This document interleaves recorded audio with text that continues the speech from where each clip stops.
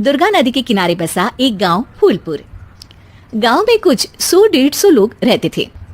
अंजलि, जो कि पास ही के जिले में रहती थी और 12वीं पास कर चुकी थी, उसके पिताजी ने बेटी को जल्दी विदा करने के लिए उसकी शादी फूलपुर गांव के मुकेश से करवा दी थी।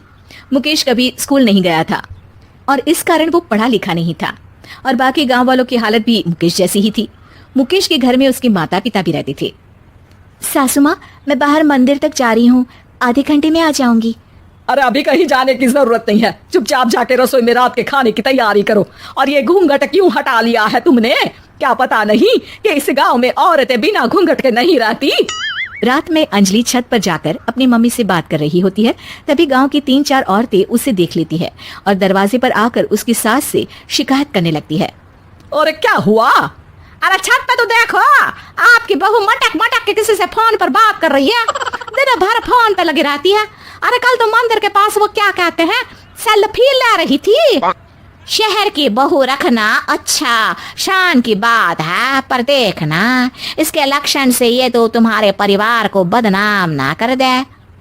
ये पहली बार नहीं था जब सास से गांव के लोगों ने अंजलि की बुराई या शिकायत नहीं की हो। अब तो ये रोज की बात थी।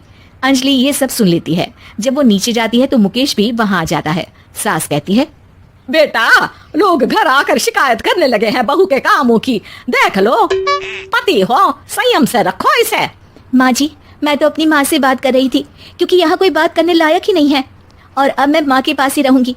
वहाँ क्या रहना, वहाँ बाहर के लोग तो ठीक है पर घर के लोग भी इज्जत ना दे सके।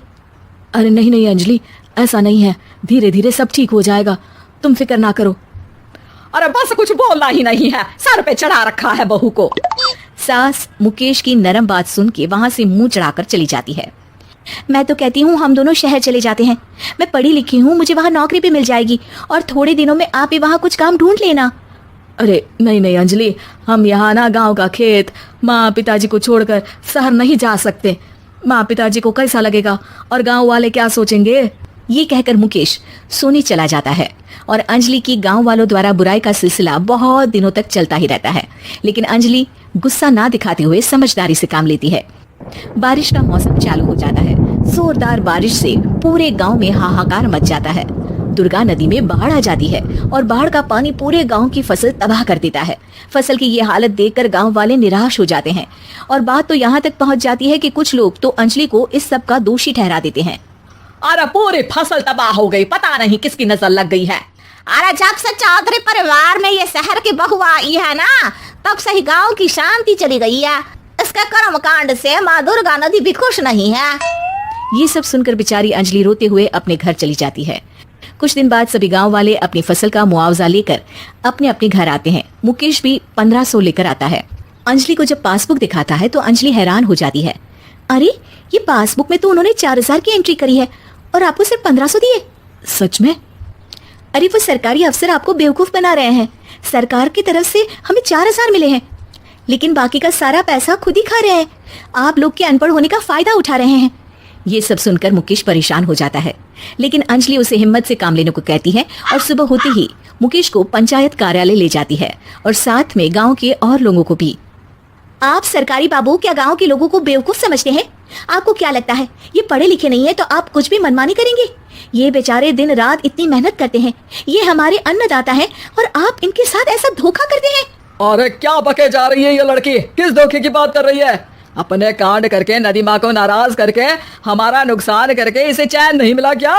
सरपंच जी, इन सरकारी बाबू ने मुझे बेवकूफ बनाया है और मेरे हिस्से के पैसे खुद चट कर गए। बस ये सुनते ही सरपंच वहां से दुम दबाकर भाग जाता है। पता चलता है कि जनपद अधिकारियों ने गांव के सरपंच के साथ मिलकर सबके साथ धोखा किया है। सब लोगों का विरोध शुरू हो जाता है और आखिर में अधिकारी सब गांव वालों के हिस्सों के बचे हुए पैसे उन्हें लौटा देते हैं और कई दिन तक सरपंच गांव में लौटता ही नहीं। अंजलि, तुम नहीं होती तो हम गांव वालों को तो पता ही नहीं चलता कि ये हमें हर बार बेवकूफ बनाते हैं। हाँ हाँ अंजलि बेटी, हमें माफ कर दो। हम सब तुम्हें बुरा भला कहते रहे लेकिन तुमने ही आज हमें बेवकूफ बनाने से बचाया है। हमें तुम पर गर्व है बेटी। अब समझ आया कि सरपंच तुमसे नहीं तुम्हारे पढ़े लिखे होने से नफरत करता था। क्यों ना इस बार हम अंजलि को ही सरपंच पद के लिए चुन ले? क्या कहते हो गाँव वालों? पढ़ी लिखी सरपंच।